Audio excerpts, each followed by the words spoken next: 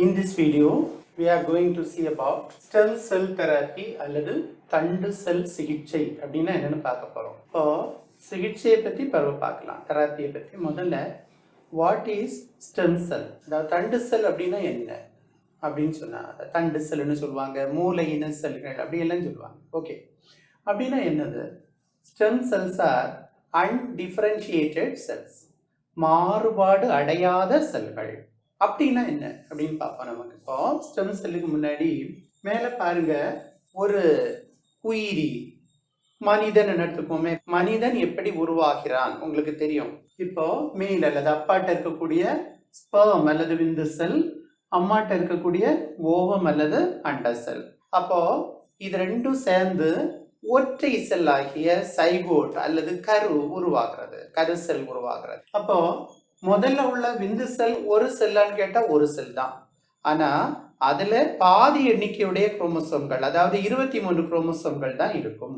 Ovum ஒரு செல்லா ஒரு செல்லு தான், ஆனா பாதி 23 குரோமோசோம். ரெண்டும் சேர்ந்து பை மீன்ஸ் ஆஃப் ஃபெர்டிலைசேஷன் அல்லது கருவுறுதலின் போது ரெண்டு செல்லும் சேர்ந்து ஒரு செல்லா மாறுது. ரெண்டு செல் ஒரு செல்லா மாறுது. That is called fertilization. அப்போ 23 குரோமோசோம் சேர்ந்து 46 குரோமோசோம், தான் சைகோட் அல்லது கரு செல் உருவாகிறது. இப்போ இது ஒரு சிங்கிள் செல், ஒற்றை செல். இந்த ஒற்றை செல்லில் இருந்துதான் பல கோடி செல்கள் இருக்கக்கூடிய மனிதன் வளர்ச்சி அடைஞ்சு வந்திருக்கான். மனிதனுக்கு உடம்புல இருக்கக்கூடிய எல்லா உறுப்புகளும், all organs in human being are formed from a single cell. அப்போ அந்த சைகோட் அப்படின்றது கருசெல் அப்படின்னு சொல்லக்கூடிய ஒரு சிங்கிள் செல்லுக்கு, ஒற்றை செல்லுக்கு என்ன திறன் இருக்கிறது, என்ன பொட்டன்சி இருக்கிறது அப்படின்னு கேட்டா, ஒரு முழு உயிரியை, ஒரு முழு மனிதனை உருவாக்கக்கூடிய திறன் அந்த ஒற்றை செல்லுக்கு இருக்கிறது. இதை தான் நம்ம டோட்டி பொட்டன்சி அல்லது முழுமை திறன் என்று சொல்லுவோம். இப்போ முழுமை திறன் அப்படின்னா என்னன்னா, ஒரு முழு உயிரியை உருவாக்கக்கூடிய திறன் ஒரு ஒற்றை செல்லுக்கு இருக்குமே, ஆனால் அதுக்கு பேரு டோட்டி பொட்டன்சி அல்லது முழுமை திறன் அப்படின்னு பேரு. அதாவது the potentiality to develop into a whole organism. அது யாருக்கு இங்க இருக்கு? சைகோட்டுக்கு இருக்கு. இது டோட்டி பொட்டன்சி. ஓகே, அடுத்த நிலைக்கு நமக்கு போவோம். இப்போ பாருங்க, ஒரு செல் கிளீவேஜ் அல்லது பிளவி பெருகல் அப்படிங்கிற அடுத்த நிலைக்கு போகுது. பாருங்க, ஒரு செல் ரெண்டா பிரியுது. நல்ல ஞாபகத்துல வச்சுடுங்க. ஒரு செல் இதுவரை ஒரு செல்லா இருந்தது, 46 குரோமோசோம். மைட்டாசிஸ் செல் பிரிதல் மூலமாக அந்த ஒரு செல் ரெண்டாக பிரிகிறது. மைட்டாசிஸ் செல் பிரிதல் மூலமாக அந்த ஒற்றை செல் ரெண்டாக பிரிகிறது. இப்போ ரெண்டு செல் இருக்கு. முதல்ல அந்த ஒரு செல் இருந்து அந்த ஒரு செல்லுக்கு முழு உயிரியை உருவாக்கும் திறன் இருந்தது, முழுமை திறன் இருந்தது, டோட்டி பொட்டன்சி இருந்தது. இப்ப இந்த ஒரு செல் ரெண்டா பிரியுது பாருங்க. இப்போ இந்த செல்களுக்கு, தனித்தனி செல்களுக்கு முழு உயிரியை உருவாக்கும் திறன் உள்ளதா, இல்ல ஒரு உயிரியில் பாதியை உருவாக்கும் திறன் இருக்கிறதா அப்படின்னு கேட்டா, இந்த செல்களுக்குமே முழு உயிரியை உருவாக்கக்கூடிய திறன் உண்டு. எனவே இந்த செல்களும் ரெண்டு செல்லான பிறகு அதுவும் முழுமை திறன் பெற்றது அப்படின்னு சொல்லலாம். இதுவும் டோட்டி பொட்டன்சி இருக்கக்கூடியது. இனி இந்த ஒவ்வொரு செல்களும் இன்னும் ரெண்டா பிரியுது. அப்போ 4 ஆயாச்சு. இந்த 4 செல்களுக்கும் 4 முழு உயிரியை உருவாக்கும் திறன் இருக்கிறது, டோட்டி பொட்டன்சி. 8 ஆகுது. 8 ஆனாலும் ஒவ்வொரு செல்லுக்கும் முழு உயிரியை உருவாக்கக்கூடிய திறன் இருக்கிறது. இதுதான் டோட்டி பொட்டன்சி அல்லது முழுமை திறன். எதுவரை அப்படின்னு கேட்டா 2, 4, 8, 16, 32, 64, 128 இப்படி செல்களின் எண்ணிக்கை பெருகுகிறது. ஒவ்வொரு செல்லுக்கும் முழு உயிரியை உருவாக்கும் திறன் இருக்கிறது. எதுவரை அப்படி தொடரும்னா, இவை எல்லாம் சேர்ந்து ஒரு பிளாஸ்டுலா அப்படின்னு நம்ம சொல்லுவோம். அதாவது பிளாஸ்டோசிஸ்ட் அப்படின்னு சொல்லக்கூடிய ஒரு அமைப்பை உருவாக்குகிறது. பிளாஸ்டோசிஸ்ட் அப்படின்னு சொல்லக்கூடிய ஒரு கருப்போளத்தை உருவாக்குகிறது. அப்போ ஒற்றை செல் பிரிவடைஞ்சு அடைஞ்சு வெளியில ஒரு அடுக்கு செல்களும் உள்ள ஒரு குழியும் உள்ள இருக்கக்கூடிய காலர் செல்ஸ் இருக்கும். தெரியும் உங்களுக்கு.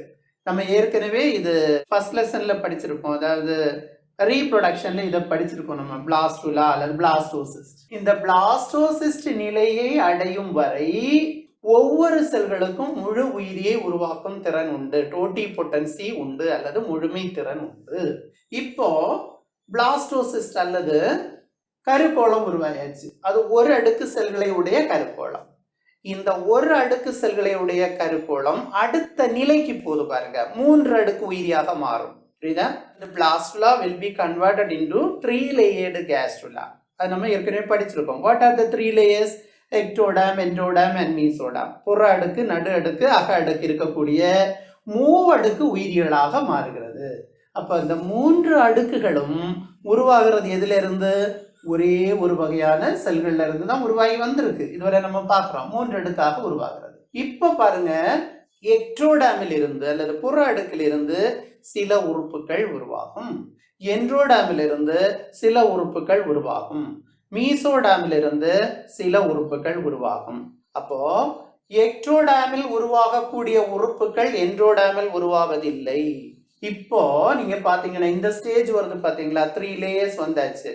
இப்போ எக்ட்ரோடாம் இருக்கக்கூடிய ஒரு செல் முழு உயிரை உருவாக்குமா? உருவாக்க முடியவே முடியாது. அப்ப அந்த டோட்டி பொட்டன்சி அல்லது முழுமை திறனை இழந்து விட்டன அந்த செல்கள், இழந்தாச்சு. ஆனா இப்போ எக்ட்ரோடாமில இருந்து வேற உறுப்புகள் உருவாகுமா? உருவாகும். எல்லா உறுப்புகளும் உருவாகுமா? உருவாகாது. அதான் இப்ப பிரச்சனை. அதாவது டோட்டி பொட்டன்சி இல்லை, ஆனாலும் சில உறுப்புகளை அவற்றால் உருவாக்க முடியும். இந்த நிலைக்கு ப்ளூரி பொட்டன்சி அப்படின்னு பேர். இப்ப நீங்க பாத்தீங்கன்னா இந்த பிளாஸ்டோசிஸ்ட் அல்லது கருக்கோளத்துல இருந்தா இந்த 3 அடுக்குகளும் உருவாகிறது. 3 அடுக்குகளும் உருவாவதற்கு முன்பு இந்த கருக்கோளம் அல்லது பிளாஸ்டோசிஸ்ட்ல இருந்து ஏதேசம் நிறைய உறுப்புகள் உருவாகிறது. அதான் பிளாஸ்டோசிஸ்ட்ல இருந்தானே எக்ட்ரோடாம் உண்டாகுது, பிளாஸ்டோசிஸ்ட்ல இருந்தானே என்ட்ரோடாம் உண்டாகுது, பிளாஸ்டோசிஸ்ட்ல இருந்தானே மீசோடாம் உண்டாகுது. அப்ப எக்ட்ரோடாம் உருவாக்கக்கூடிய, என்ட்ரோடாம் உருவாக்கக்கூடிய, மீசோடாம் உருவாக்கக்கூடிய உறுப்புகள் அனைத்தும் பிளாஸ்டோசிஸ்ட்ல இருந்தா உருவாகுது. அப்ப இங்க உறுப்புகளை உருவாக்குகிறது. இது நிறைய உறுப்புகள் அல்லது நிறைய விதமான செல்களை உருவாக்குகிறது. எல்லா செல்களையும் உருவாக்குமா? உருவாக்காது. ஆனா இந்த பிளாஸ்டோசிஸ்டுக்கு, கருக்கோளத்திற்கு ஏதேசம் எல்லா செல்களையும் உருவாக்க முடியும். எவை தவிர அப்படின்னு கேட்டா எக்ஸ்ட்ரா எம்பிரியானிக் மெம்பரேன்ஸ் அப்படின்னு நம்ம படிச்சிருப்போம். கருசூழ் படலங்கள், ஆம்னியான், கோரியான், ஆலண்டைஸ், அதுலதான் உங்களுக்கு தொப்புள் கொடி எல்லாமே வரும். அவற்றை தவிர மீதி எல்லாத்தையும் உருவாக்கக்கூடிய திறன் அவற்றுக்கு இருக்கு. இதைதான் நம்ம ப்ளூரி பொட்டன்சி அல்லது பகுதி திறன் அப்படின்னு பேர். அதாவது இப்ப நீங்க பாருங்க, ஒரு முழு உயிரின்னு சொல்லும் போது ஒரு உடலில் உள்ள எல்லா செல்களையும் உருவாக்க வேண்டும். அப்ப ஒரு மனிதனுடைய உடம்புல ஏராளமான செல்கள், அதாவது 200 வகைக்கு மேற்பட்ட செல்கள், more than 200 type of cells are available in human being. அப்போ என்னெல்லாம் செல்கள் அப்படின்னு சொன்னா மசில் செல்ஸ் இருக்கு இல்லையா, தசை செல்கள், எலும்பு செல்கள் அல்லது போன் செல்ஸ் இருக்கு, கார்டிலேஜ் செல்கள் இருக்கு, கார்டிலேஜ் அல்லது குருத்தெலும்பு செல்கள் காணப்படுகிறது, பிளட் செல்ஸ் இருக்குது, பிளட் செல்னா ஆர்பிசி, டபிள்யூபிசி எல்லாம் இருக்குது, லிவர் செல் இருக்கு, கல்லீரல் செல்கள், கணைய செல்கள் இல்லையா, நரம்பு செல்கள். இப்படி எத்தனை வகையான செல்கள் ஒரு மனிதனில் காணப்படுகிறதுன்னா 200க்கு மேற்பட்ட. அப்ப அந்த 200க்கு மேற்பட்ட அனைத்து செல்களையும் உருவாக்கும் திறன் கொண்ட ஒரு செல்லு தான் முழுமை திறன் பெற்றது, டோட்டி பொட்டன்சி பெற்றது. ஆனா இந்த பிளாஸ்டோசிஸ்ட் அல்லது கருக்கோளத்திற்கு உருவாக்க முடியுமா? நிறைய உருவாக்கும். ஆனா எது தவிர? கருசூழ் படலங்கள். அப்ப எல்லாத்தையும் உருவாக்குதா? இல்லை, உருவாக்கல. பெரும்பாலான உறுப்புகளை, பெரும்பாலான செல் வகைகளை உருவாக்குறது. எனவே இதற்கு பகுதி திறன் என்று பெயர். முழுமை திறன் இல்லை அங்க.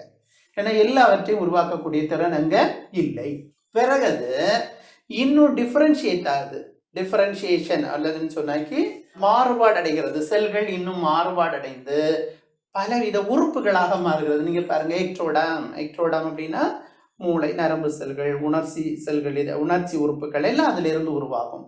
அப்போ phone மேரோ, dental bulb, umbilical card, இப்படி பலவிதமான உறுப்புகளாக மாற்றமடைகிறது. டிஃபரன்ஷியேட் ஆயாச்சு. டிஃபரன்ஷியேட் ஆன பிறகு இப்போ போன் மேரோ அப்படின்னு பார்க்குறோம். எலும்பு மஜ்ஜை. எலும்பு மஜ்ஜையிலிருந்து சில குறிப்பிட்ட செல்கள் மட்டும்தான் வரும். எலும்பு மஜ்ஜையிலிருந்து இரத்த செல்கள் தான். இரத்த செல்கள்னா இரத்த சிவப்பணுக்கள், வெள்ளை அணுக்கள், இவ்வளவுதான். அங்கே எலும்பு மஜ்ஜையிலிருந்து கல்லீரல் செல்கள் உருவாகுமா? உருவாகாது. அப்போ மாறுபாடு அடைந்த பிறகு சில குறிப்பிட்ட செல்களை, சில குறிப்பிட்ட உறுப்புகளை மட்டுமே உருவாக்கக்கூடிய திறனுக்கு பல் திறன் என்று பெயர். பல் திறன். அது முதல்ல உள்ளது பகுதி திறன், ஆல்மோஸ்ட் எல்லாம், சிலது தவிர. ஆனா சிலவற்றை மட்டுமே உருவாக்கக்கூடிய திறன் பல் திறன் என்று அழைக்கப்படுகிறது. இப்ப நமக்கு தண்டு செல் சிகிச்சைக்கு முன்னாடி தண்டு செல் அல்லது அன்டிஃபரன்ஷியேட்டட் செல்ஸ் அப்படின்னா என்ன அப்படின்னு பார்ப்போம். மாறுபாடு அடையாத செல்கள், stem cells are undifferentiated cells. இப்போ சைகோட் எடுங்க, கருசெல் எடுத்துடுங்க. அது என்ன செல்? ஒரு செல். எலும்பு செல்லா? தெரியாது. கல்லீரல் செல்லா? தெரியாது. மூளை செல்லா? தெரியாது. எல்லாம் அதுல இருந்தா உண்டாக போகுது. இப்போ இது ஒரு செல், அவ்வளவுதான், stem cell. It can differentiate into all type of cell. இதுதான் எல்லா செல்களாக மாறப்போகிறது. அப்ப அது மாறுபாடு அடைஞ்சிருக்க இப்போ இல்லை. எனவே அது ஒரு தண்டு செல் அப்படின்னு எடுத்துக்கலாம். சரியா? அதே மாதிரி இந்த கருக்கோளத்துல செல்கள் இருக்கு. கருக்கோள செல்கள், அவ்வளவுதான். அது கல்லீரல் செல்லா? இல்ல. கணைய செல்லா? கிடையாது.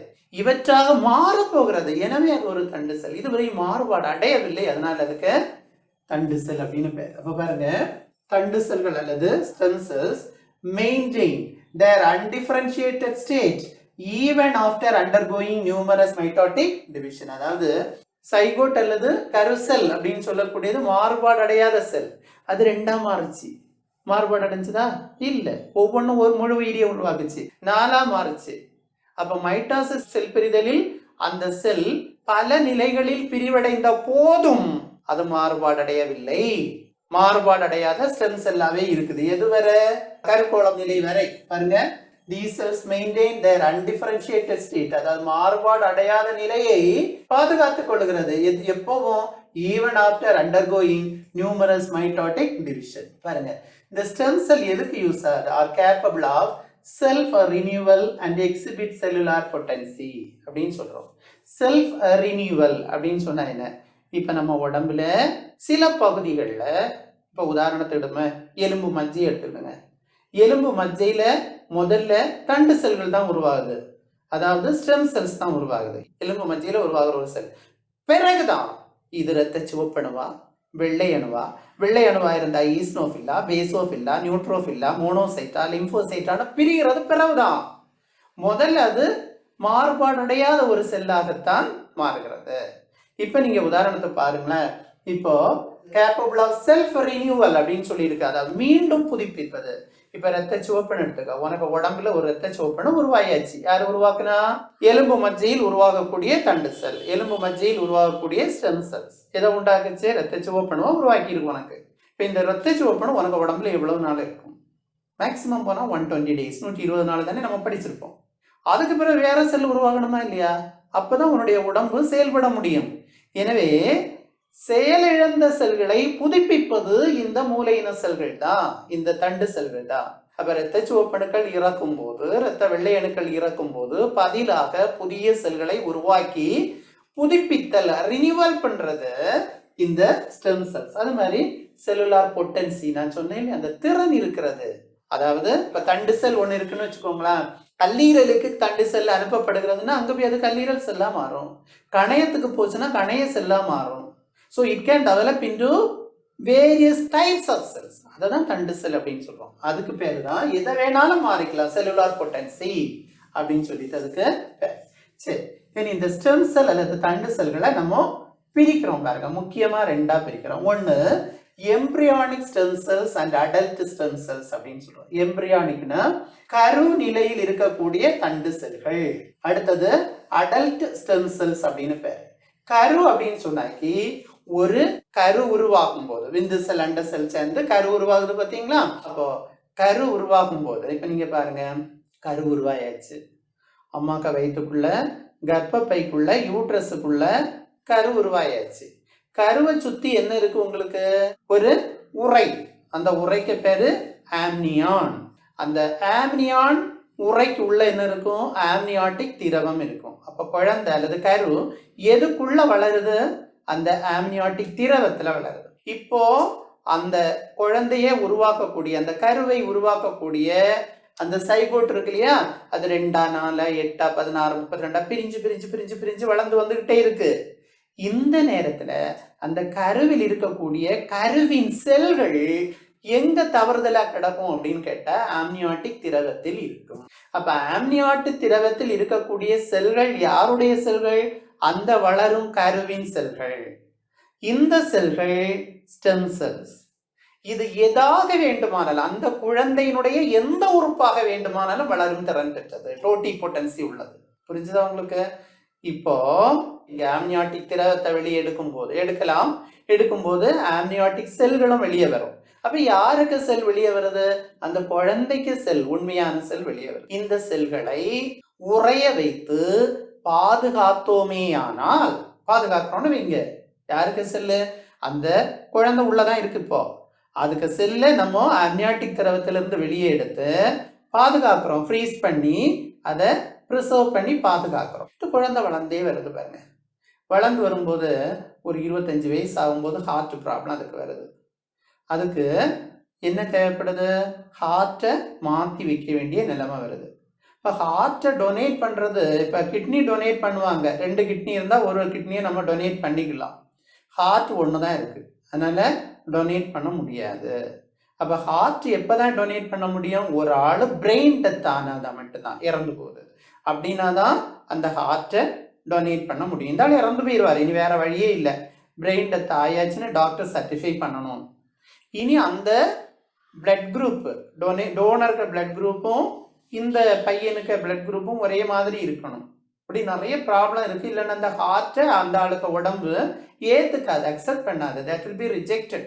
இப்போ இந்த பையனுக்கு தண்டு செல்கள், ஸ்டெம் செல், ஆம்னியாட்டிக் திரவத்திலிருந்து நம்ம எடுத்ததை பாதுகாத்து வச்சிருக்கோம். அந்த செல்லுக்கு என்ன தன்மை இருக்கு? டோட்டிபோட்டன்சி. ஏதா வேணாலும் அது மாறிக்கும். அதை நம்ம இதயம் வளருவதற்கு தேவையான ஊடகங்கள் அடங்கிய ஒரு கல்ச்சர் மீடியம், இதய செல்கள், கார்டியாக் செல்ஸ் உருவாவதற்கு தேவையான நியூட்ரியன்ஸ் இருக்கக்கூடிய ஒரு கல்ச்சர் மீடியத்தில் இந்த செல்லை வளர்த்தோம்னா அது கொஞ்ச நாளையில எதா மாறும் அப்படின்னு கேட்டால் இதயமாக மாறிவிடுகிறது, ஒரு ஆர்கனாகவே மாறிவிடும். அப்போ இந்த இதயத்தை எடுத்து அந்த பையனுக்கு ஆர்கன் டிரான்ஸ்பிளான்டேஷன் சர்ஜரி பண்ணோன்னா கரெக்டாக சூட் ஆகும். ஏன்னா யாருக்கு செல்லுது? அவனுக்கு செல், அவனுடைய செல்லிலிருந்து வளர்ந்தது. அப்போ அதில் உனக்கு ரிஜெக்ஷன் அப்படிங்கிற பேச்சுக்கே இடம் இல்லை, ரிஜெக்ட் ஆகாது. அதே மாதிரி தான் அந்த ஆம்னியாட்டிக் செல்ஸில் இருக்கக்கூடிய, ஆம்னியாட்டிக் ஃப்ளூயிடில் இருக்கக்கூடிய ஸ்டெம் செல்ஸை எடுத்து அந்த பையனுக்கு கிட்னியாக மாற்றலாம், லிவராக மாற்றலாம், லங்ஸாக மாற்றலாம், எதா வேணாலும் மாற்றிக்கலாம். ஏன்னா that cells have the potentiality to develop into various organs, பலவிதமான உறுப்புகளாக மாறக்கூடிய திறமை உண்டு. இதுதான் ஸ்டெம் செல் தெராப்பி, ஒரு வகை ஸ்டெம் செல் தெராப்பி அப்படின்னு சொல்றோம். ஓகே, இன்னைக்கு 2வது வகையில நம்ம என்ன பார்க்க போறோம் அப்படின்னா, இப்போ உதாரணத்துக்கு பாருங்களா, WBC அல்லது இரத்த வெள்ளை அணுக்கள் நமக்கு நோய் எதிர்ப்பாற்றலை தரக்கூடியது. கண்டிப்பா அது வேணுமா? வேணும். ஆனா அது ஒரு நம்பர் வேணும் நமக்கு, ஆப்டிமம் லெவல் இருக்குது பாருங்க. இந்த WBC இந்த எண்ணிக்கையை விட குறையக்கூடாது, இதை விட அதிகரிக்க கூடாது. If the number of WBC exceed then the normal level, சாதாரண எண்ணிக்கையை விட அதிகமாக மாறுச்சுன்னா that may lead to leukemia, ஒரு வகையான இரத்த புற்றுநோயை உருவாக்குகிறது. இப்போ அந்த இரத்த வெள்ளை அணுக்கள் எல்லாமே, அந்த எலும்பு மஜ்ஜை உருவாக்கக்கூடிய இரத்த வெள்ளை அணுக்கள் எல்லாமே கேன்சர் செல்லா உண்டாக தொடங்கியாச்சு. கேன்சர் செல் இப்போ எப்படி நம்ம குணமாக்குறது? லீயூகீமியா, இரத்த புற்றுநோய் எப்படி குணமாக்குறது? எதை வச்சு? ஸ்டெம் செல் தெராப்பியை வச்சு எப்படி நம்ம குணமாக்குறது அப்படின்னு பார்க்கறது. இப்போ என்ன பிரச்சனை? அந்த ஆளுக்கு போன் மேரோ அல்லது எலும்பு மஜ்ஜை கேன்சர் செல்ல உருவாக்குது. இரத்த வெள்ளை அணுக்கள் மாறுபாடடைந்த அதாவது நோய்வாய்ப்பட்ட, கேடடைந்த இரத்த வெள்ளை அணுக்களை உருவாக்குறது. இதுதான் பிரச்சனை. இதை நார்மலுக்கு கொண்டு வர்றது எப்படி? இந்த எலும்பு மஜ்ஜை இருக்கும் வரை அது எதை தான் உண்டாக்கும்? இந்த மாதிரி நோய்வாய்ப்பட்ட கேன்சர் செல்லை தான் அது உருவாக்கும். அப்ப என்ன செய்யறது? இந்த எலும்பு மஜ்ஜையினுடைய திறனை அழிக்க வேண்டும். இந்த எலும்பு மஜ்ஜை இருக்கிறது வரை கேன்சர் செல்லை உண்டாக்கிட்டே இருக்கும். அப்போ என்ன பண்ணுறது? ரேடியேஷன் தெராப்பி அப்படின்னு சொல்லிட்டு கதிர்வீச்சு சிகிச்சை எலும்பு மஜ்ஜைக்கு கொடுத்து எலும்பு மஜ்ஜையை செயலிழக்க செய்கிறது. அப்போ ரேடியேஷன் தெராப்பி அல்லது கதிர்வீச்சு சிகிச்சை எலும்பு மஜ்ஜைக்கு கொடுக்கும்போது இனி அது இரத்த செல்களை உருவாக்காது. அப்போ கேன்சர் செல்லை இனி உருவாக்காது. அவ்வளவுதான், இவ்வளவு நேரம் உருவாக்குனது தான். இப்போ என்ன செய்யறது? நல்ல செல் வேணும் இல்லையா? இரத்த வெள்ளை அணுக்கள், சிவப்பு அணுக்கள் உனக்கு வேணும் இல்லையா? அதுக்கு என்ன பண்றது? ஒரு டோனர் அல்லது அவருடைய உடம்புல இன்னொரு பகுதியில் இல்லை, பொதுவாக ஒரு டோனர் என்ன பண்றாரு, ஒரு வழங்குபவர் என்ன பண்றாரு? எலும்பு மஜ்ஜை தானமாக கொடுக்குறாரு. இது எவ்வளோ ஈஸியான காரியமும் இல்லை. எலும்பு மஜ்ஜை தானமாக கொடுக்குறாரு. இப்போ இந்த எலும்பு மஜ்ஜையை பாதிக்கப்பட்டு இருந்ததே அது இப்போ வேற கேன்சர்ஸ் எல்லாம் உண்டாக்கலை, அதை தடுத்துட்டோம். நம்ம அங்கே இம்ப்ளான்ட் பண்ணுறோம். நம்ம இந்த எலும்பு மஜ்ஜை அங்கு பொருத்தப்படுகிறது. இப்போ இது நல்ல எலும்பு மஜ்ஜையா கேடானதா? நல்லது. இப்போ அது என்ன செய்யும்? இயல்பான நல்ல செல்களை கரெக்டான எண்ணிக்கையில் உருவாக்க தொடங்கும். இப்படி எதை குணமாக்குறாங்க? பிளட் கேன்சர் அல்லது லூக்கீமியா அப்படின்னு சொல்லக்கூடிய இரத்த புற்றுநோயை குணமாக்குவதற்கு இந்த ஸ்டெம் செல்கள், மூளை இன செல்களை பயன்படுத்துகிறார்கள். ஸ்டெம் செல்ஸ் அப்படின்னு நம்ம சொல்லும்போது எலும்பு மஜ்ஜையில ஸ்டெம் செல்ஸ் இருக்குதா? இருக்குது பாருங்க. எப்படி இருக்குன்னா, முதல்ல நான் சொன்னேன் சைகோட் முழுமை திறன் உடையது, எபிபிளாஸ்ட் பகுதி திறன் உடையது. அதுக்கு பிறகு நம்ம வளர்ந்த பிறகு இது ரெண்டுமே கரு நிலையில, சைகோட்டும் கருக்குளமும் கரு நிலையில இருக்கக்கூடிய தண்டு செல்கள். பிறந்து குழந்தை வளர்ந்தாச்சு. வளர்ந்த பிறகு நமக்கு உடம்புல ஸ்டெம் செல் அல்லது தண்டு செல்கள் இருக்கிறதா? இருக்கிறது. எங்க இருக்கிறது? சில உறுப்புகள்ல மட்டும் இருக்கு. எங்க இருக்குன்னா, போன் மேரோயில, எலும்பு மஜ்ஜையில இருக்குது. டென்டல் பல்ப், நம்ம பல் இருக்கு இல்லையா, பால் பல், அப்படி முதல்ல விழுமை பல்கள், அந்த பல்லுக்கு உள்ள ஒரு பல்புக்குள்ள 14 முதல் 15 வரை ஸ்டெம் செல் அல்லது தண்டு செல்கள் இருப்பதாக கருதப்படுகிறது. அதே மாதிரி குழந்தை பிறக்குது இல்லையா, பிறக்கும் போது குழந்தைக்கு தொப்புள் கொடியை வெட்டுறாங்க. தொப்புள் கொடியிலிருந்து பிளட் வரும் வெளியே. யாருக்கு பிளட்டு? குழந்தைக்கு பிளட். இந்த பிளட்டை ஃப்ரீஸ் பண்ணி, பியூரிஃபை பண்ணி, சுத்தப்படுத்தி ஃப்ரீஸ் பண்ணி, அதாவது உறைய வைத்து பாதுகாக்கிறாங்க. இதுலயும் என்ன இருக்கு அப்படின்னு கேட்டா, தண்டு செல்கள் இருக்கிறது, ஸ்டெம் செல்ஸ் இருக்கிறது.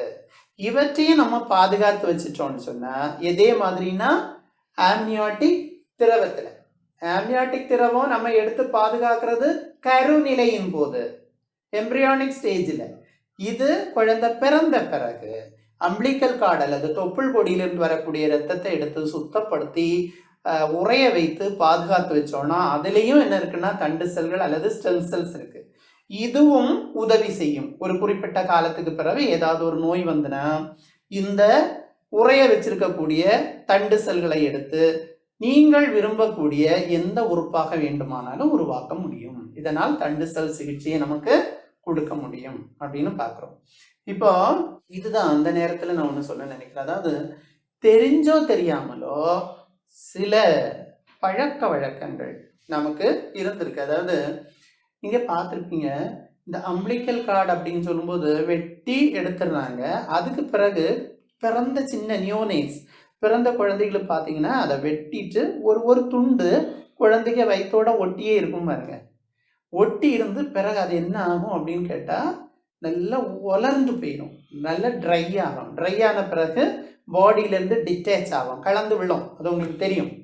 அதை பிறகு நல்லா காய வச்சு உலர வச்சு சின்ன துண்டுகளாக்கி பொடியாக்கி ஏலஸ் அல்லது தாயத்துன்னு சொல்லுவாங்க இல்லையா, தாயத்து, அதுக்கு உள்ள இந்த தாயத்து சில நேரங்கள் அவரவர் வசதிக்கு ஏற்ற மாதிரி வெள்ளியில தங்கத்துல எல்லாம் செய்வாங்க. செய்து அந்த தாயத்துக்குள்ள அடைச்சி எதை, இந்த தொப்புளுக்கு, அந்த குழந்தைக்கு தொப்புளுக்கு உலர்ந்த பகுதியை அடைச்சி உள்ள வச்சுட்டு அதை தங்க சங்கிலியில போடுவாங்க, அல்லது அரைஞானம்னு சொல்லுவோம்ல, இடுப்புல கட்டிக்குவாங்க. அந்த குழந்தைக்கு தாயத்துன்னு ஒன்று இருக்கும். சிலவங்க சில சாமியார்கிட்ட போய் மந்திரிச்சுட்டு தாயத்து கொடுப்பாங்க. அது இல்லை, இது இந்த மாதிரி உலர்ந்த தொப்புள் கொடிய அம்பிளிக்கல் கார்டை அதுக்குள்ள அடைச்சு வச்சிருப்பாங்க. இது எதுக்கு அப்படின்னு சொல்லும்போது, பிற்காலத்துல இது பழைய ட்ரெடிஷன்ல பாரம்பரியத்துல இருந்தது. இப்ப தண்டு செல்லை பத்தி எல்லாம் அவங்களுக்கு ஒன்றும் தெரியாது. ஆனா அது நடந்தது. என்னன்னா, பிறகு ஒரு ஸ்டேஜ் வரும்போது அந்த குழந்தைக்கு ஒரு நோய் வருதுன்னு வைங்களேன், தீராத நோயாக இருக்கிறது. அப்பெல்லாம் இந்த நோய் வந்தனா கூட இப்பெல்லாம் இருக்கக்கூடிய ஸ்பெஷலிஸ்ட் டாக்டர்ஸ் எல்லாம் இப்போ அவைலபிள் கிடையாது. ட்ரெடிஷ்னல் மருத்துவர்கள் அப்படின்னு சொல்லக்கூடிய வைத்தியர்கள், அவங்கள்ட்ட தான் அவங்க ட்ரீட்மெண்ட் எடுப்பாங்க. சில நோய்கள் வந்து ஒரு காலம் குணம் ஆகலை அப்படின்னு சொன்னாக்கி அந்த தாயத்தை எடுத்து ஓப்பன் பண்ணி அதுக்குள்ள இருக்கக்கூடிய அந்த தொப்புள் இருக்கும் இல்லையா, ஏற்கனவே வச்சிருக்கோம்ல, அதை நல்லா பவுடர் பண்ணி ஏதாவது ஒன்றில் மிக்ஸ் பண்ணி அந்த குழந்தைக்கு சாப்பிட கொடுப்பாங்க. ஏதேனும் மரபு நோய்களோ அல்லது ஏதேனும் பிரச்சனை, இந்த தண்டு செல்களால் நிவர்த்தி அடையக்கூடிய பிரச்சனை அந்த ஆளுக்கு இருந்ததுன்னா அது குணமாவதற்கு வாய்ப்புண்டுன்னு ஒரு நம்பிக்கை அந்த காலத்துல இருந்துச்சு. அப்பவுமே என்ன தெரிஞ்சிருக்கு அப்படின்னா, இந்த அம்பிளிக்கல் கார்டு அல்லது தொப்புள் கொடிக்கு ஏதோ ஒரு திறன் இருக்கிறது, நோயை குணமாக்கக்கூடிய திறன் இருக்கிறது அப்படின்னு சொல்லிட்டு பார்த்துருக்காங்க. அப்போ நம்ம இதில் 2 வகையாக பார்த்தோம் தெராப்பி. ஒன்று என்னென்னா ஆம்னியாட்டிக் திரவத்திலிருந்து ஸ்டெம் செல்ஸை எடுத்து பாதுகாக்கிறது, ஸ்டோர் பண்ணி வச்சுட்டு அதை எப்போ தேவையோ எந்த உறுப்பாக வேண்டுமானாலும் மாற்றிக்கொள்வது. 2வது அம்பிளிக்கல் கார்டு, அதாவது அம்பிளிக்கல் கார்டுனா தொப்புள் கொடியை வெட்டி அந்த ரத்தத்தை ஃப்ரீஸ் பண்ணி நம்ம பாதுகாத்து வச்சுட்டு தேவைப்படும் போது அந்த ஸ்டெம் செல்ஸ்ல இருந்து எந்த உறுப்பு வேண்டுமானாலும் தயாரித்துக் கொள்வது அப்படின்னு சொல்லியிருக்கு. சரி பாருங்க, இப்போ இந்த வகைகளை பார்ப்போம். நமக்கு எம்பிரியானிக் ஸ்டெம் செல், கருநிலை தண்டு செல்கள், அதுல 2 வகை இருக்கு. கருநிலையில நீங்க பாத்தீங்கன்னா சைகோட் ஒரு கருநிலை தண்டு செல் தான். அடுத்தது பிளாஸ்ட், எபிபிளாஸ்ட் கருநிலை தான். அதே மாதிரி பாருங்க இதுல 2 இருக்கு, டோட்டிபொட்டன்சி, புளூரிபொட்டன்சி. டோட்டிபொட்டன்சினா உங்களுக்கு தெரியும், இந்த தண்டு செல்களுக்கு முழு உயிரியை உருவாக்கக்கூடிய திறன் உண்டு. The stem cells have the potentiality to develop into the whole organism. Pluripotency அப்படின்னு சொல்லும்போது பகுதி திறன், நிறைய ஆர்கன்ஸை உருவாக்குது.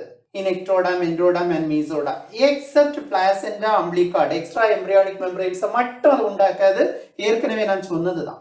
இது 2மே கருநிலை தண்டு செல்கள். கருவில் இருக்கும்போது வளர்ச்சி அடைஞ்ச பிறகு, வளர்ந்த பிறகு, அடல்ட் பிறந்து பெரிய ஆளா வளர்ந்த பிறகு ஸ்டெம் செல் இருக்குமா? இருக்கும்னு நான் சொன்னேன். போன் மேரோயில இருக்கும், பல்லு பற்பூல் குழியில இருக்குது. இது மல்டி பொட்டன்சி, பல்திறன் கொண்டது. பல்திறன் கொண்டதுன்னா எல்லா உறுப்புகளையும் உருவாக்காது, சில உறுப்புகளை உருவாக்கக்கூடிய திறன் உண்டு. Phone மேரோ, dental bulb, umbilical card, இந்த மாதிரி இருக்கக்கூடியது அடல்ட் ஸ்டெம் செல்ஸ் அப்படின்னு. ஓகே, இனி இதனுடைய யூசஸ் ஒன்று பாருங்க. செல் பேஸ்ட் தெராபிஸ், செல் சார்ந்த சில நோய்களை குணமாக்குறது. எக்ஸாம்பிள் லுகீமியா அல்லது இரத்த புற்றுநோய், தலசீமியா. தலசீமியா கேள்விப்பட்டிருப்பீங்க, செல்லோட தொடர்புப்பட்டதான். சிக்கிள் செல் அனீமியா, கதர் அறிவாள் சோகை. அப்ப இதெல்லாம் செல்களோடு தொடர்புப்பட்ட நோய்கள். இவற்றை குணமாக்குவதற்கு இந்த ஸ்டெம் செல் தெராப்பி பயன்படுகிறது. அடுத்தது பாருங்க, டு டெஸ்ட் நியூ ட்ரக்ஸ், புதிய மருந்துகள் எங்கனம் செயல்படுகின்றன என்பதை கண்டறிவதற்கும் பயன்படுகிறது. ஸ்டெம் செல்ஸ் பேங்க், ஸ்டெம் செல்களை எங்கனம் பாதுகாக்கலாம். நான் ஏற்கனவே சொன்னேன், ஆம்னியாட்டிக் செல் பேங்க் அல்லது பனிக்குட செல் வங்கி, அதாவது பனிக்குடம் அல்லது ஆம்னியாட்டிக் ஃப்ளூயிட்ல இருந்து ஸ்டெம் செல்ஸை எடுத்து ஸ்டோர் பண்றது, ஃப்ரீஸ் பண்றது. கார்டு பிளட் பேங்கிங் அப்படின்னா தொப்புள் கொடியை வெட்டும் போது அந்த ரத்தத்தை எடுத்து ஃப்ரீஸ் பண்ணி அதை நம்ம ஸ்டோர் பண்ணி வச்சுக்கிறது. இப்போ இவ்வளவுதான் ஸ்டெம் செல் தெராப்பி அல்லது தண்டு செல் சிகிச்சை. இப்போ ஸ்டெம் செல்னா என்னன்னு பார்க்குறோம், அதனுடைய வகைகள் என்னெல்லாம், டோட்டிபொட்டன்சி, புளூரிபொட்டன்சி, மல்டிபொட்டன்சி, அதாவது முழுமைத்திறன், பகுதித்திறன், பல்திறன் கொண்ட ஸ்டெம் செல்ஸ் அப்படின்னு சொன்னா என்னன்னு பார்க்குறோம். அடுத்தது என்ன யூசஸ் அப்படின்னு பார்க்குறோம். அதில் ஸ்டெம் செல்ஸ் பேங்க்ஸ் என்னெல்லாம் இருக்குது அப்படின்னு பார்க்குறோம். இப்போ இதில் டோட்டிபொட்டன்சி, புளூரிபொட்டன்சி, மல்டிபொட்டன்சி பார்த்தோம். இனி இதில் ஆலிகோபொட்டன்சி அண்ட் யூனிபொட்டன்சி அப்படின்னா என்னென்னு மட்டும் பார்க்கணும். அந்த பாக்ஸில் இருக்குது பார்த்துடுங்க டெக்ஸ்ட் புக்கில். டோட்டிபொட்டன்சின்னா நான் உங்களுக்கு சொன்னேன், ஒரு ஸ்டெம் செல்லுக்கு என்ன கெப்பாசிட்டி இருக்குன்னா ஒரு முழு உயிரியையும் உருவாக்கக்கூடிய, முழு உயிரியில என்னெல்லாம் வகை செல்கள் இருக்கிறதோ, மனுஷன்ல சொன்னேன் 200க்கு மேற்பட்ட செல் வகைகள் இருக்கு, எல்லாத்தையும் உருவாக்கக்கூடிய திறன் இருந்தால் டோட்டிபொட்டன்சி. முழுமை திறன், ஒற்றை செல் பிரிந்து உயிரின் அனைத்து வகை செல்களையும், சிம்பிளா சொன்னா முழு உயிரியையும். சரியா? is the ability of the single cell to divide and produce all the differentiated cells in an organism. அடுத்தது pluripotency அப்படின்னு சொல்லும்போது தண்டு செல் பிரிஞ்சு, அதாவது அந்த கருக்கோள நிலைக்கு பிறகு, கருக்கோளம் ஒற்றை அடுக்கு செல்களை உடையது இல்லையா, that is blastocyst, that forms a single layer of cells. பிளாஸ்டோடம் மட்டும் இருக்கக்கூடியது. அதுக்கு பிறகு 3 layers வருது பார்த்தீங்களா. அப்போ எக்டோடம், என்டோடம், மீசோடம். இப்போ என்னன்னா இந்த தண்டு செல் பிரிஞ்சு ஒன்லி எக்டோடமா மாறும், அல்லது என்டோடம் அல்லது மீசோடம், ஏதாவது ஒன்று தான். ஒரே தண்டு செல் 3ஆகவும் மாறதுக்கு வாய்ப்பு இல்லை. தண்டு செல் பிரிந்து புற அடுக்கு, அக அடுக்கு, நடு அடுக்கு இவற்றில் ஏதேனும் ஒன்றாக மாறும் திறன் கூடியதுதான் பகுதி திறன். அந்த pluripotency refers to a stem cell that is the potential to differentiate into any of the 3 layers, ectoderm, endoderm or mesoderm. அடுத்தது பல்திறன் அல்லது multipotency. Stem cells can differentiate into various cell types which are related, அதாவது தொடர்புடைய செல்களை மட்டுமே உருவாக்கக்கூடியது. எடுத்துக்காட்டு பார்த்தீங்கன்னா இரத்த தண்டு செல்கள், இரத்த தண்டு செல்கள் இரத்த செல்களை தான் ஆர்பிசி, டபிள்யூபிசி மற்றும் லிம்போசைட், மோனோசைட், நியூட்ரோஃபில். அதாவது இரத்த தண்டு செல்கள் எதை உருவாக்கும்? இரத்த சிவப்பு அணுக்கள், இரத்த வெள்ளை அணுக்கள் இவற்றை உருவாக்கக்கூடியது அப்படின்னு பார்க்கிறோம். அடுத்தது ஆலிகோபொட்டன்சி அல்லது குறுதிறன். கொஞ்சம் மட்டும்தான். தண்டு செல்கள் சில செல்களாக மட்டும் மாறக்கூடிய திறன். Stem cells can differentiate into few cells. Example நீங்க பாத்தீங்கன்னா இங்க பிளட் ஸ்டெம் செல்ஸ்னு கூட சொல்ல முடியாது, அதுக்கு உள்ளாடி தனியில போகுது பாருங்க. அங்க இருக்கக்கூடிய லிம்பாய்டு அல்லது மைலாய்டு தண்டு செல்கள், lymphoid stem cells, otherwise it is called myeloid stem cells. They can produce only the lymphocytes, B lymphocytes and T lymphocytes. It can't produce RBC. RBC அது உருவாக்காது. அது லிம்பாய்டு அல்லது மைலாய்டுன்னு சொல்லும்போது லிம்போசைட்ஸை மட்டும், T lymphocytes, B lymphocytes ஒரு லிமிட்டுக்குள்ள போயிடுது. அடுத்தது யூனிபொட்டன்சி அல்லது ஒற்றை திறன்.